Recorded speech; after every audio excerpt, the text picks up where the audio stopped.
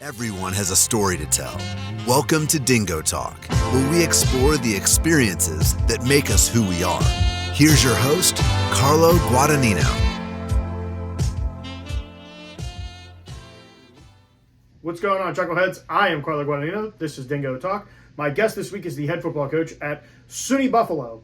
That's Coach Lazarus Morgan. Before we get into his story, we're going to tell you a little bit about SUNY Buffalo.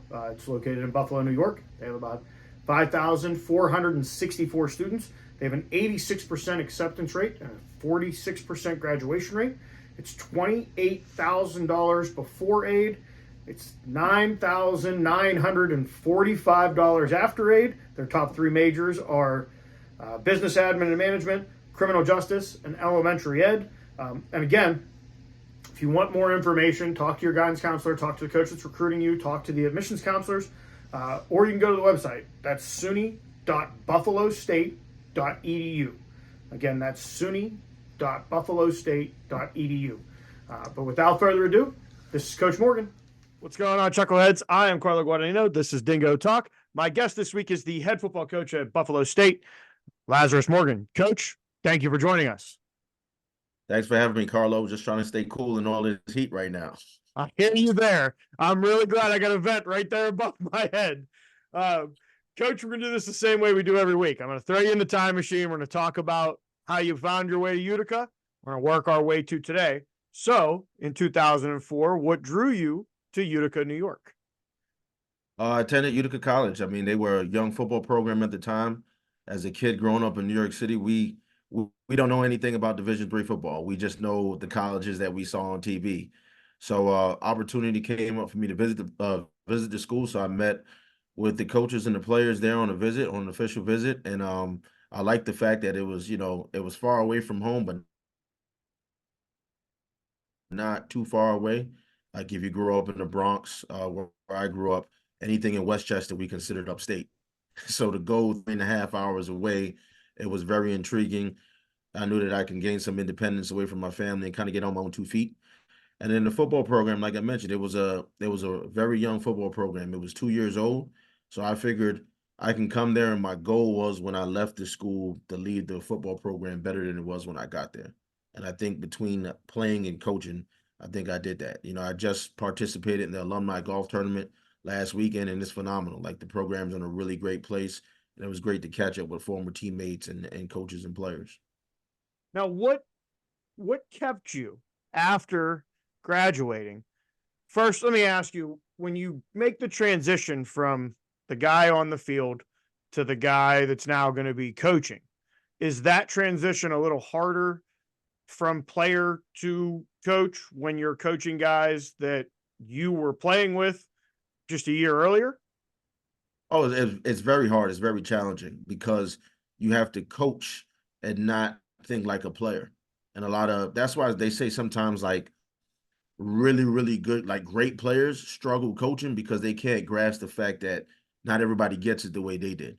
So like learning how to coach with people that I just finished playing with was definitely a different and a very challenging experience at first. But I think what helped me was getting the opportunity to coach on the opposite side of the ball. So Okay. I played defense and I was a defensive back, but my first coaching job was coaching wide receivers. So I didn't directly oversee guys that I just was sharing lockers with and playing. You're one team, but the offense and defense, it's not like you're separated, but there is some times where like the defensive guys and the offense guys are just going to be a little closer. So Yeah. it was very beneficial, for me to coach on the offensive side, at least for a year. And then when I went back over to defense, it wasn't that many guys who I played with. There were still guys there, but it wasn't that many at the position that I was coaching. Now, 2004 to 2013 is the time that you spent at Utica. What kept you there the 5 years after, 6 years after, 5 years after graduating? Yeah, my dad always joked around. I always give my dad this, give him some stuff. When he dropped me off, he said, now, a lot of guys end up living where they go to college. And I said, get out of here. As soon as 4 years is up, I'm moving back to the city. But you kind of touched on it earlier, Carlo, before we got on, like the cost of living. Like, so, the cost of living in Utica, New York was a lot more affordable than the cost of living in New York City. And then when I got an opportunity to get into coaching, I didn't know if coaching was going to be my profession. So it worked out that I got a job coaching the wide receivers, making small money, like $4,000 for the season. And then I got a job at Upstate Cerebral Palsy. So I got a chance to work with kids with special needs. So I would do that job and then do coaching, and that was my way to supply the income to keep me up there. But it was very affordable. I remember living in a 4-bedroom apartment or like a kind of a house for $800. Like that's tough. That's tough to Right. that's tough to beat. You go back in the Bronx. I mean, people were paying $1,000 for a studio apartment. So I just adjusted upon that path. And then when I really knew I was going to get into coaching, so like when you do the GA, you go back and you get your master's and they're paying for it. So once I started taking my master's classes, I was kind of all in at that point. So I was going to graduate in 2 to 3 years. I kind of stretched it out a little longer. And during that process, you're just gaining like that full-time coaching experience, just without the full-time pay, of course, but you're getting that experience that's going to prepare you for your next job. So that's why I stayed in Utica a couple years after graduation, 5 years to be exact. And then why was Alfred the right place for you? So funny story is, there was 3 job interviews that I had been on. I had been on job interview University of Rochester, St. Anne's, and SUNY Cortland. And those are all for DB positions. And I kept finishing second in all of those interviews. And I was getting a little frustrated, and I was thinking to myself, like, maybe this coaching thing might not be for me. Maybe it's time for me to graduate, take this master's degree, and apply it to the education field and get a full-time job and kind of get that career started. And then Alfred, there was an opening that came open. Kind of weird timing, and it came open in June because the previous coaching staff had left, but they retained their head coach Bob Rankel, who was their offensive coordinator there. He was the head coach there. He was looking for a DB coach, and Coach Fagiano at Utica was doing a good job calling around, letting people know that he thought I was very talented and I do a really good job. So they did their round of interviews, and then when they hired their offensive coordinator, he knew another coach who was like, "Hey, let me guess, you're bringing in Lazarus Morgan for an interview." And they said, "No, we're not. Should we?" So then after that, I got a call from Alfred.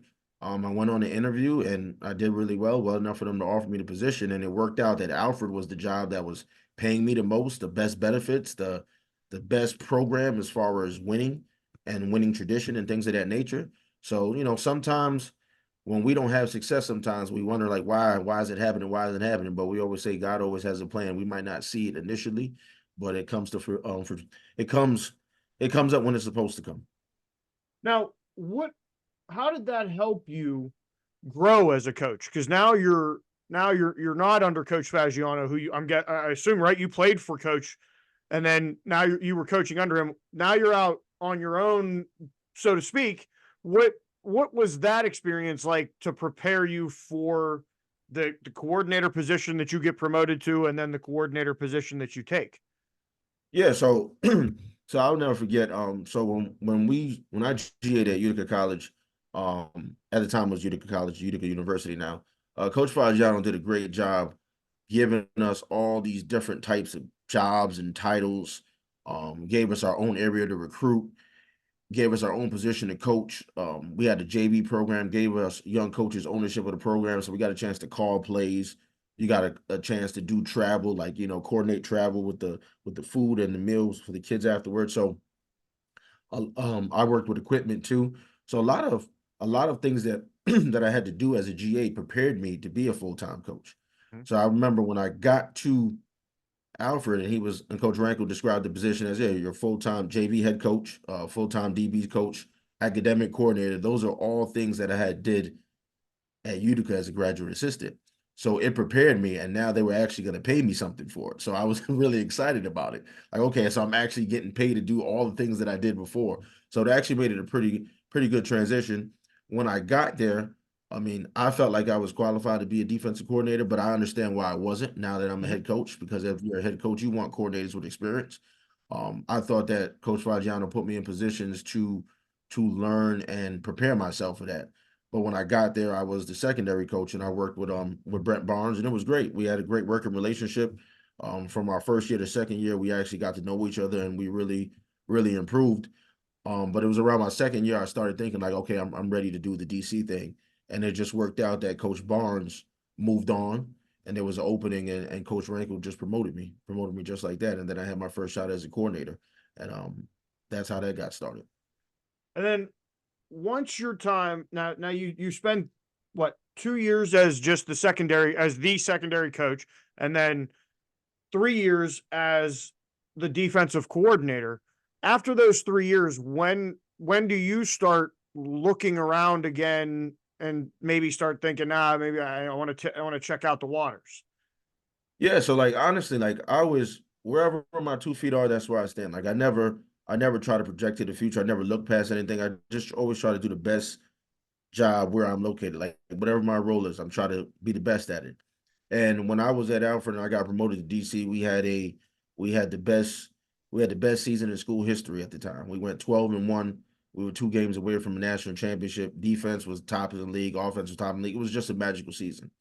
So then you come back the next year and we improved. Like we started improving statistically on defense and we started getting better. So 17, 18, 19, we're getting better. We're not winning as many games, which reminded me like how special that season was. But I'm learning. My staff is learning. We're growing together. We're getting better. And I guess after the 2019 season, in my head, I thought to myself, like, if the next step for me is to be a head coach, maybe I need to prove that I could be a coordinator at a different place and have success. Because maybe people might view it as, well, you went to Alfred and you had a really good defense, but Alfred's always traditionally had really good defenses. You know, traditionally the Alfred played defense. It's known for playing a physical team. So I thought maybe it might be, but I necessarily didn't go looking. But when opportunities came up, like Coach Mack stepped down from Cortland, Cortland had a vacancy. I put in for the head coaching job. Didn't get that position. Obviously, didn't get that, but Coach Fitz got it. And then when Coach Fitz got it, me and him have a relationship because when he was at Utica, I was at Utica. He came with Blaise Fagiano. He was our offensive coordinator, and when he went over there, I knew he'd be looking for a coordinator. And me and him, he was the coordinator at Morrisville. When he was at Morrisville, I was calling plays at Alfred, and we would go back and forth. So I knew there was a mutual respect on that part.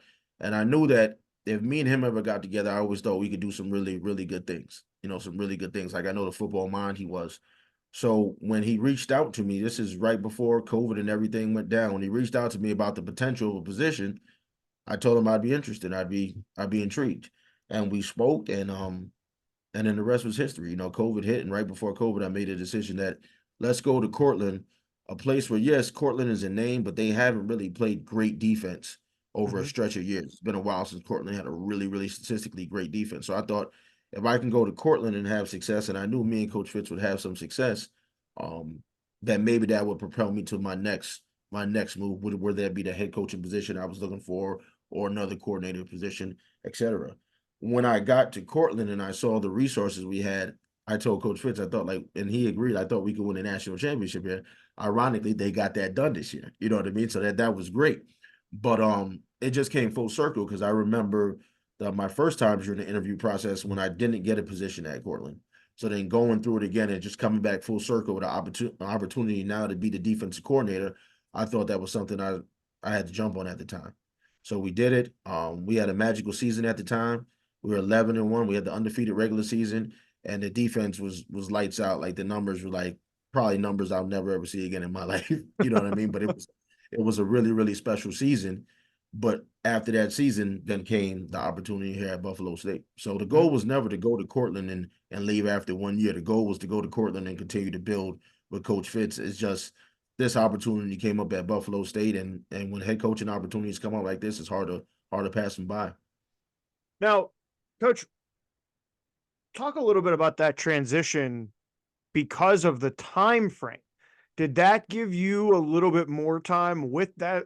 I mean, obviously nobody was physically together, but as we're talking through Zoom conversations between coordinator and team had to be probably the only means. So did that help you guys be a little more hungry going into the 21 season that season was taken away? I think we had a great group of young men, and they were hungry to get after it anyway because they had been knocking on the door the year before. They had good seasons, and then they just couldn't beat the big dogs, couldn't get past Ithaca, the rival, couldn't get past Brockport, was struggling with those, but they would beat the big dogs. So I think we had the right kids. defensively, I don't think we would have been as good if we didn't have that year to prepare. So the Zoom meetings, the actual meetings, and then when we actually got a chance to practice, it was like in D3, normally spring ball, you're not in pads. Now they've changed the Right. rules where you get up before padded practice unless you're playing an international game. So at the time, us practicing in pads in February was awesome. And I believe that got us better. That got us better. That got our team better. We gelled better. Everybody was on the same page with the system. So then by the time the fall came, it felt like we had a whole year to get ready for the fall. And I think that's what really took off. The players were really confident. They were outstanding players. They bought in really confident and prepared like champions, and they became champions. And then you talked about it. The goal wasn't to leave after 1 year, but the opportunity presented itself. Why was, minus obviously the goal, like you said, it's go from position coach to coordinator, the natural selection goes up. You want to be a head coach. Other than that, why was Buffalo State the right place for you? So if I'm just being honest, when the opportunity came up to interview, my thought process was I wanted to get on a head coaching interview. I wanted to see how the structure of the interview would be. I wanted to see if that was something that fit me.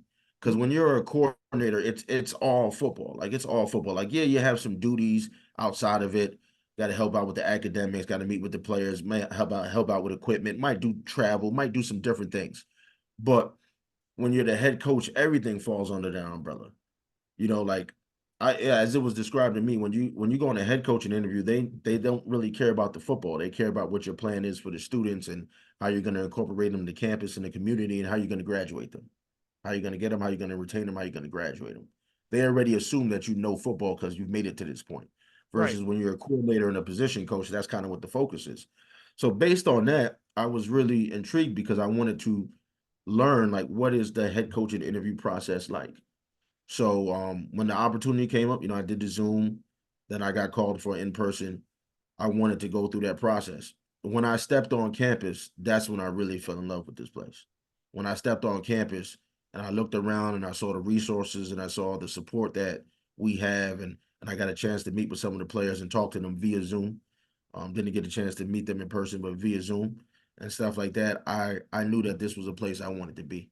So I knew that if I was offered the position, there was a great chance that I was going to take it. So then, went through the interview process and I was fortunate enough to come out as the guy that they wanted.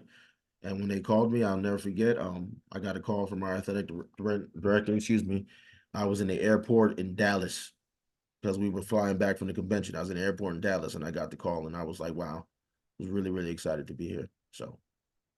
So for those that aren't familiar with the campus, tell us a little bit more about the campus that you're on there at Buffalo State.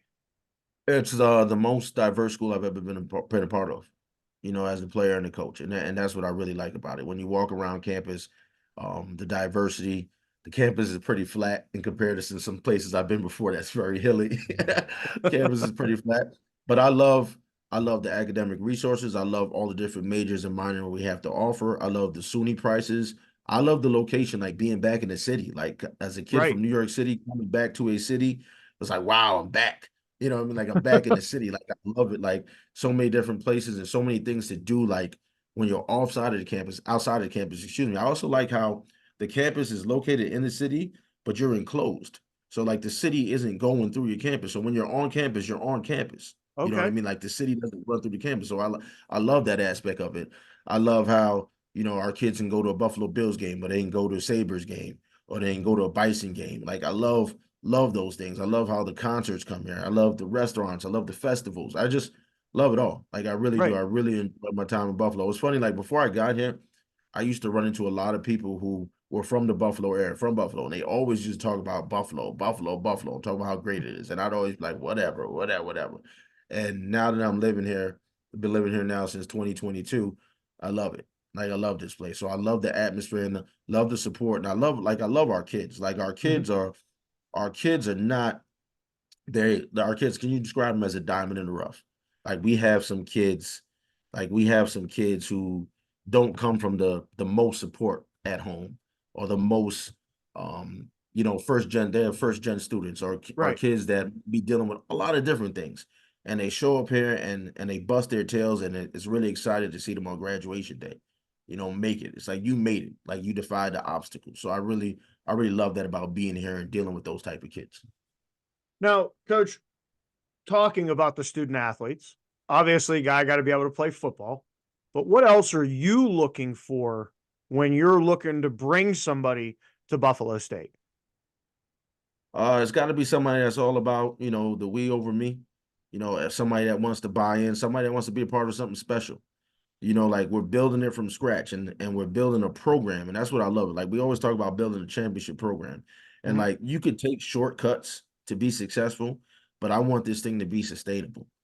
I always describe it like there's wealth and there's being rich. Like if you're rich, you can go broke. If you're wealthy, it's going to translate from generation to generation. So I don't want to have success at Buff State because we have just this players, and then when they left, you drop. I want it to be sustainable. So yes, are you always going to have that 11, 12 win team? No, because those special players come when they come. But once the program is established and we get it to where we are, it's going to be afloat itself. And that's what we're building here. We've got the right kids in place. We've got the right staff in place, and we've just been chipping away. How do you, somebody asked me the other day, do you like the product or do you like the process? I said process 100%, because the product is rich and the process is wealth. I said the process will, if we keep continuously do things, the right things, we're going to yield positive results. If we try to take shortcuts and cut corners, we might have immediate success, but it could be taken away just as fast as we got it. Right. So let's talk about the 2023 season. 2-8 overall, 0-6 in the conference. What was for you, once the dust settled and the season ended, what was the takeaway from the 2023 season to go into the 2024 season? Two takeaways that I take away. The first takeaway was how much we improved in a lot of areas in all phases, offense, defense, and special teams. My second takeaway, and I tell this to people all the time, if I was a better head coach, we win 5 games. We win 5, 6 games. That's what I tell people all the time. And the thing that I'm learning is I'm learning how to maximize the talent on your team. And I thought that we had the talent. There were about 3 more games in our schedule that I thought we could have finished, and we didn't finish. And the kids and our players know what games those were and who those opponents were and what we didn't do. But I felt like if we would have brought the same energy and focus that we brought against other opponents to those games, I believe we win 3 more games and we're 5-5. Right. And that was my takeaway. So my challenge as a head coach to myself now is, how do I get the most out of my team? Right? Because every year it's going to be a different team. Every year it's a different team. So how do you get the most of your team when you look back and you say, we maximize the most of our team? So that starts with me, and it goes off to our coordinators, then it goes off to our leaders, and it goes all, shotgun just goes everywhere, right, to the rest of the team. But it starts with me. And I'm going to make sure that I'm better at maximizing our talent and making sure that we're always prepared for everything when we touch the field. Now, let's talk a little bit about recruitment for you guys. Now, I believe the state doesn't have very many, if any, D2 schools, right? So you're not really competing.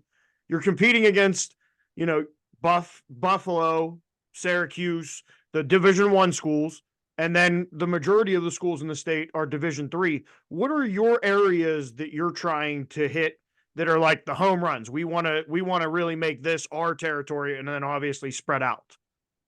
Yeah, like what you just mentioned, Carlo, is great, because that's what makes Division III football so good in this state, is because you have some players that probably could have played at higher levels and they fall down to you because there is no D2 presence here.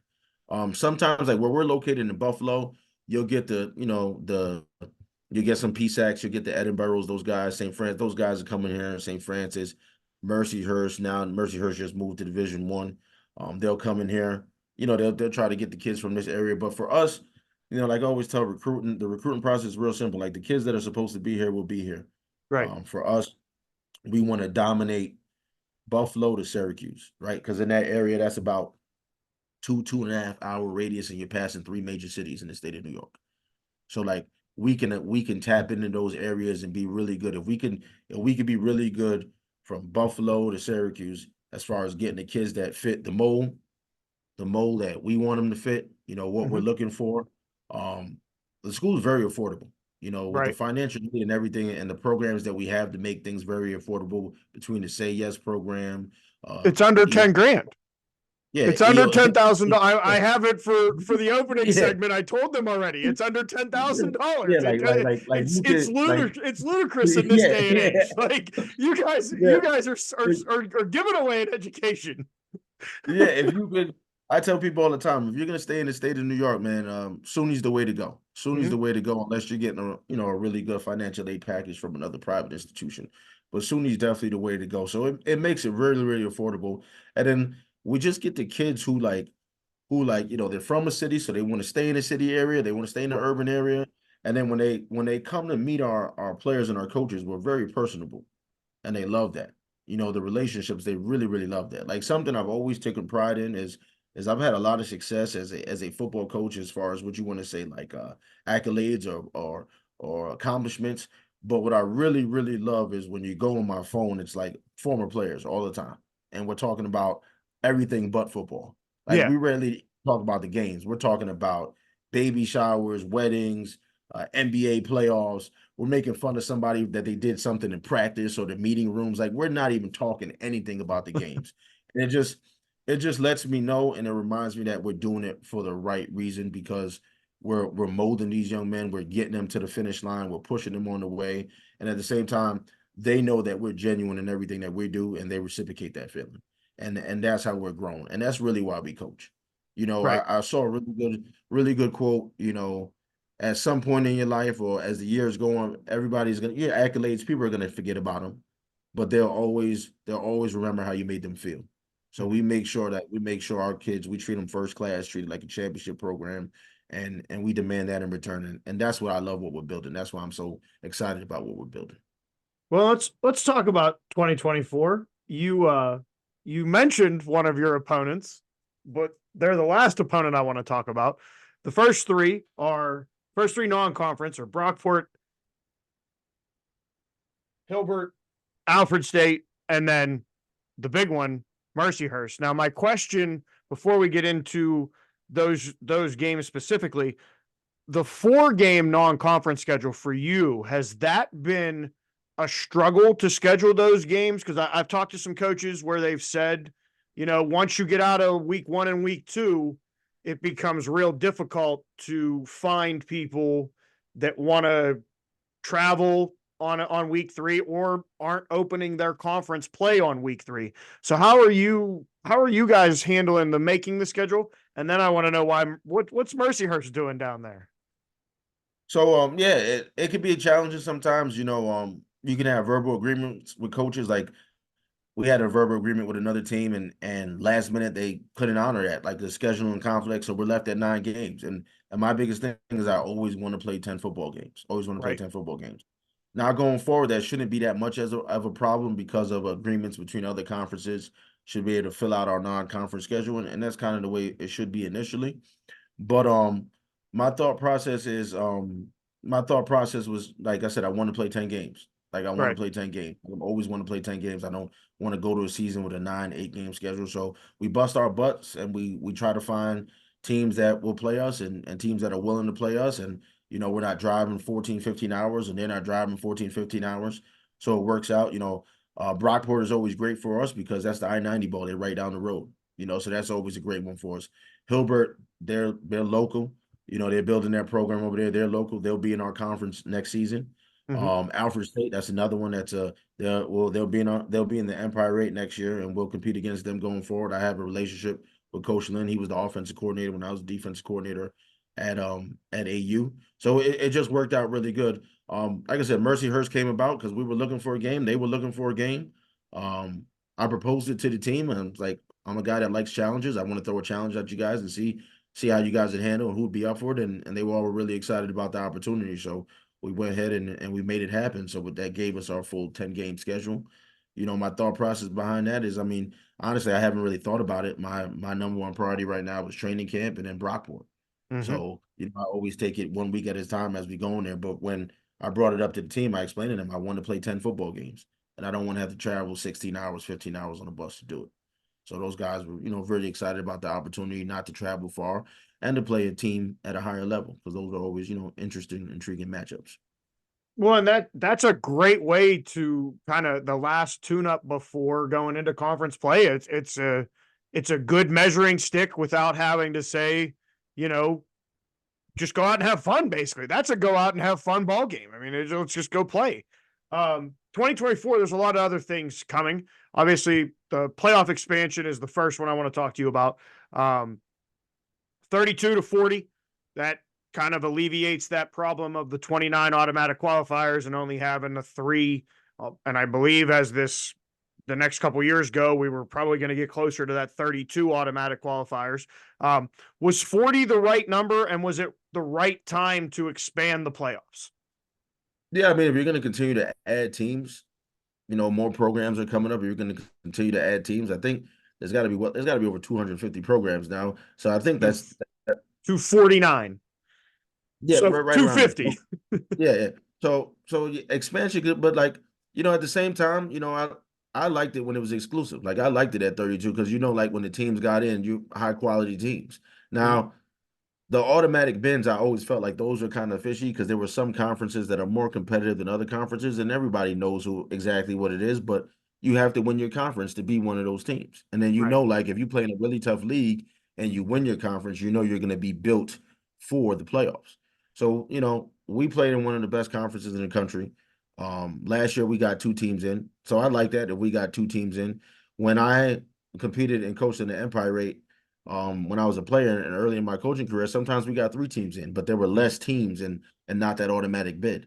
So, there's a fine line between getting the best teams in and getting the teams that earn the right to be in. That's always going to be a debate, whether you put it to 40, whether you put it to 50. Look at the NCAA tournament. They keep expanding it, and there's somebody still left out, and they always keep complaining about it. I'm talking about referring to basketball.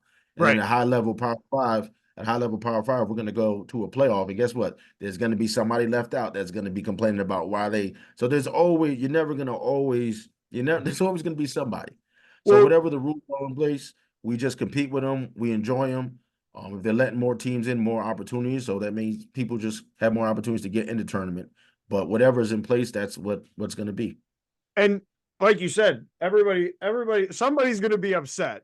Now, Division I, for a while, we all woke up on that Sunday morning and there were 4 teams that got in and 2 teams that were left out. And now there's going to be 12 teams that are in, and the first 4 maybe get a bye. And then what are we going to say to the 13th team? Sorry that you lost a game, the first game of the season, but you didn't get in. So like you said, I think that's where a lot of people sit is I like the exclusivity of the old way, but as you get more teams, there needs to be more opportunities, especially for the student athletes to get the opportunity to play in the postseason. Now, that being said, the other big addition, I think, that came on that day that they announced in April, that they announced the expansion of the playoffs. They also announced 18 iPads, up to 18 iPads per team, per sideline.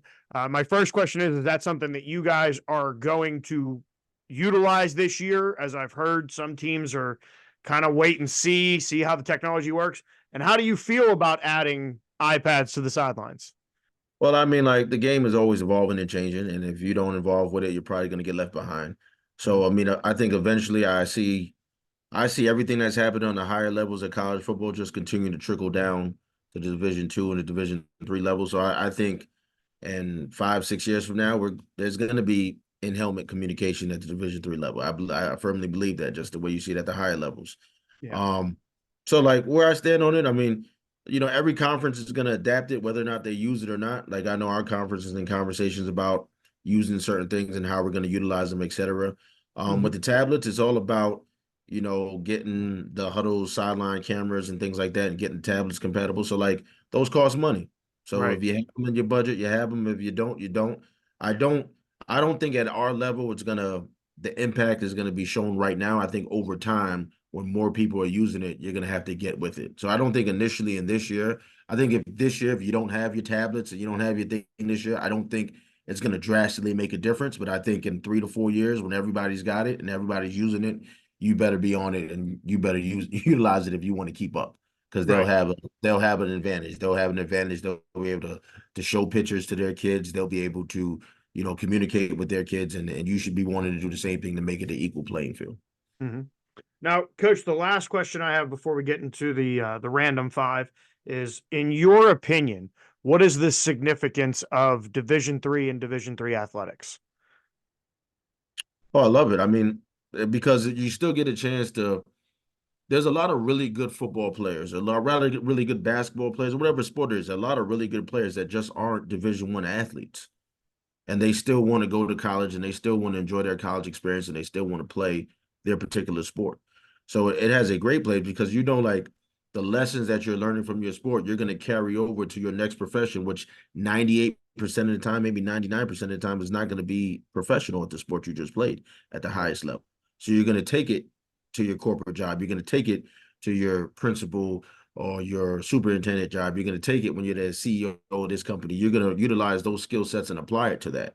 You know what I mean? So like it gives you a chance to play the game that you love. And you see that there's a lot of really good football players here at every level. Like you see it in the draft. Like guys are getting drafted left and right. Guys are getting signed to teams. There's in particular, a lot of really good football players at every level. Some people's bodies just don't develop on time.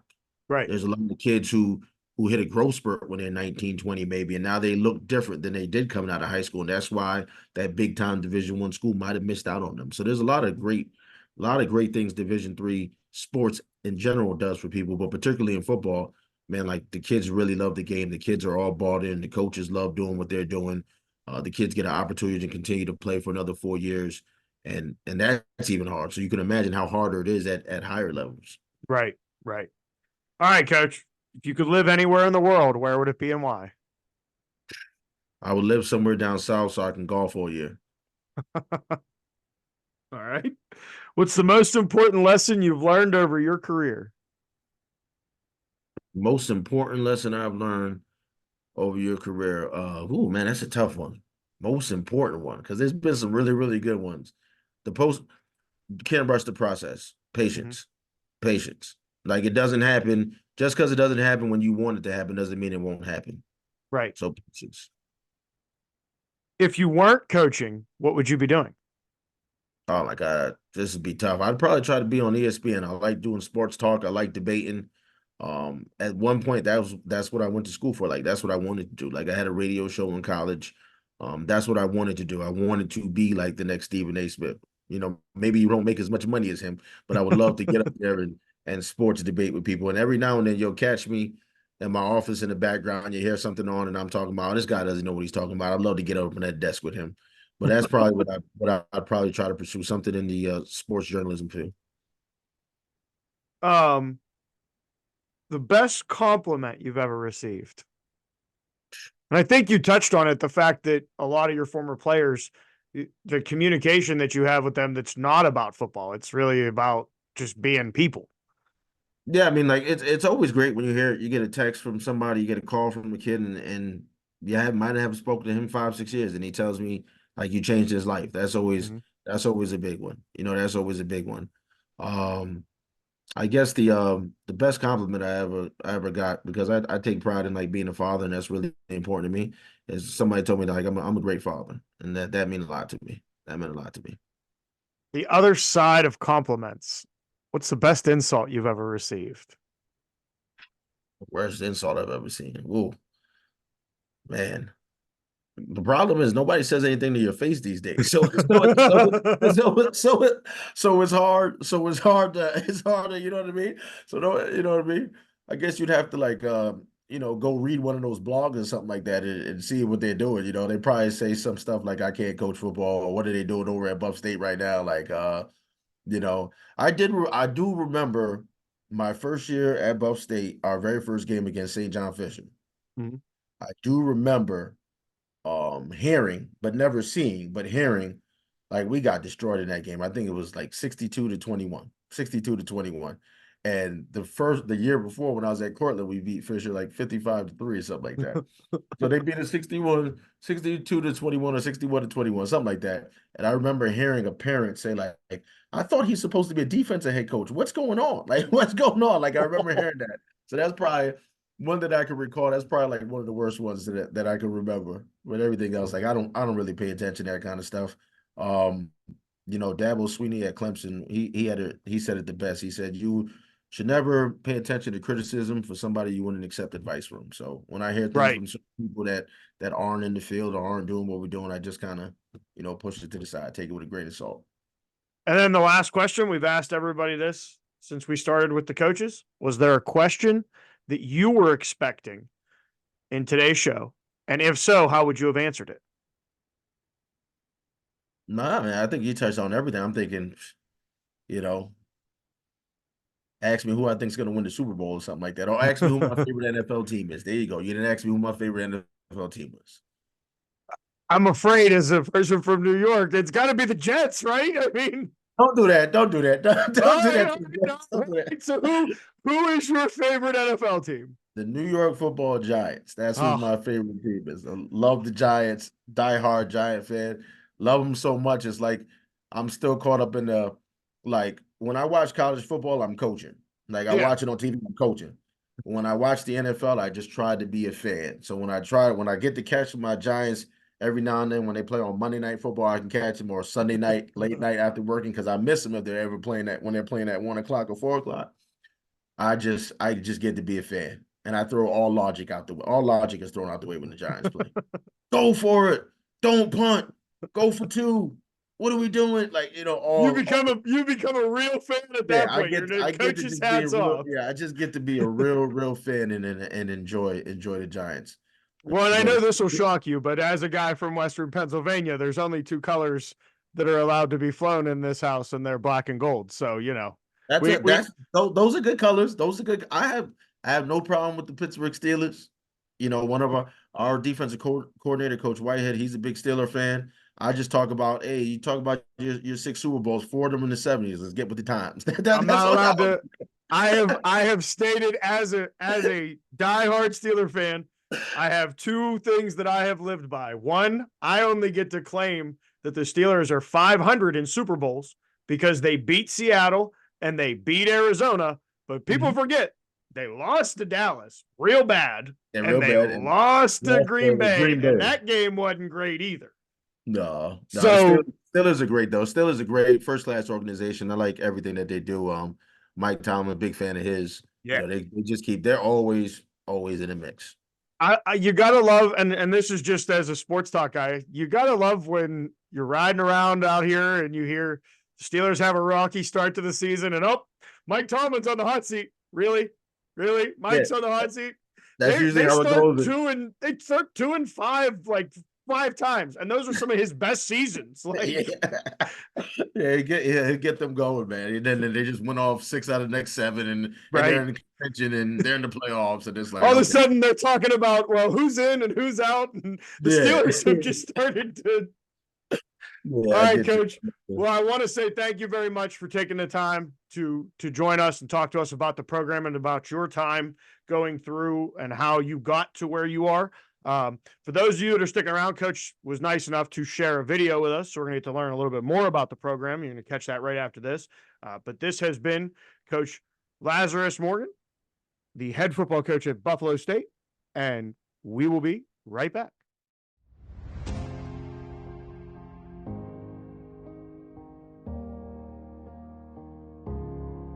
Good, there's bad, there's neutral, right? Live in the moment. The most important play is the next play, right? The most important play is the next play, right? You guys tasted success. We know exactly what it is. Expect it on the regular now.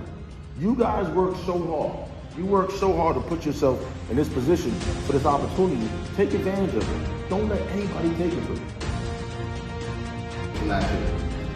There's another opportunity tomorrow for a chance to prove what we already know, that we have to fucking take over the Liberty League for a fact. It was back to work this thing. I feel like we executed, we competed to a high level, and I think that we're more ready to dominate tomorrow. So everybody here consider themselves goals, right? Yes, sir. Everybody here consider themselves goals, right? Yes, sir. All right, then, so let's go hunt.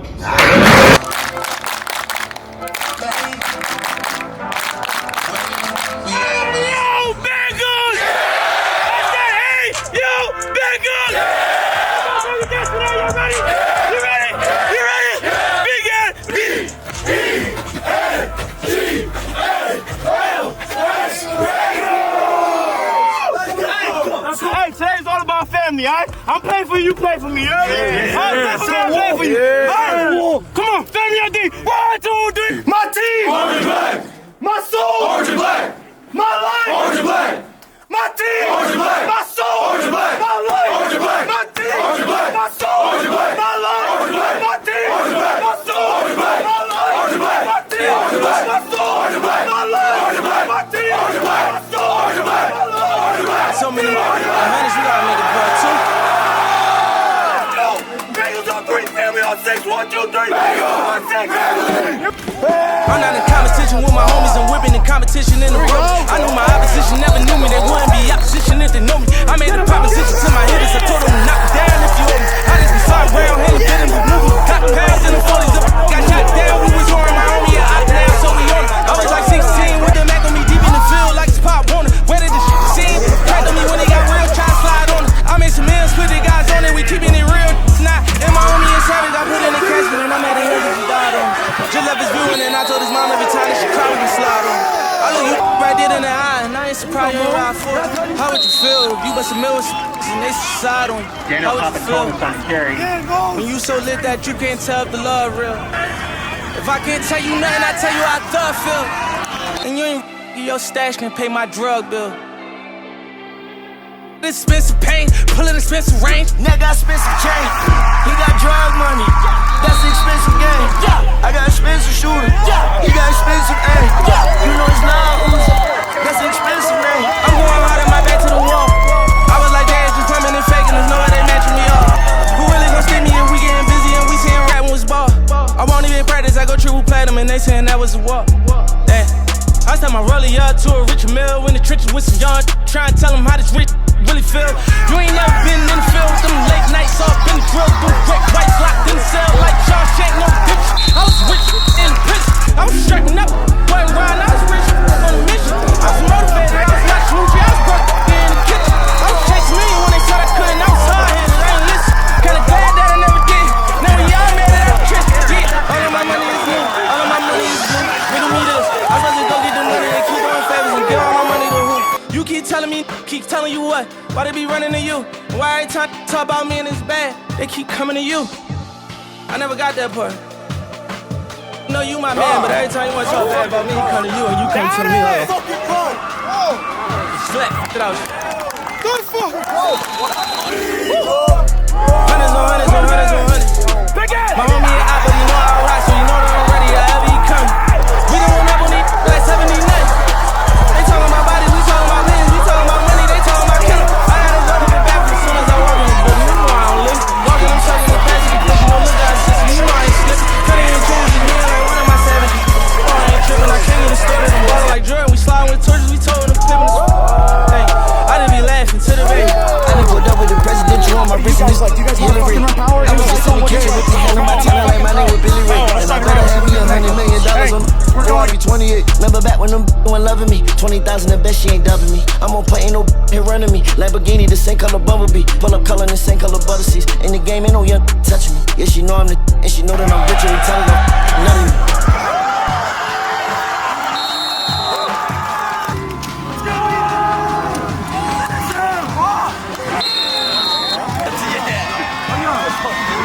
First down!